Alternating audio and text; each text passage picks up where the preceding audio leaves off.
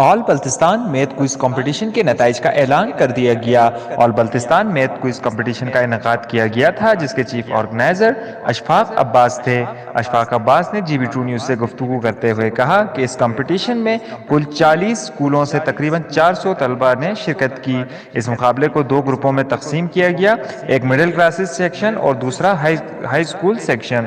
Middle section کے مقابلے میں عابد علی اسوا پبلک اسکول گمباز کردو اور ہائی سیکشن کے مقابلے میں ہائی اسکول سکمیدان کے طالب علم غلام حسن تولتی نے پہلی پوزیشن حاصل کی۔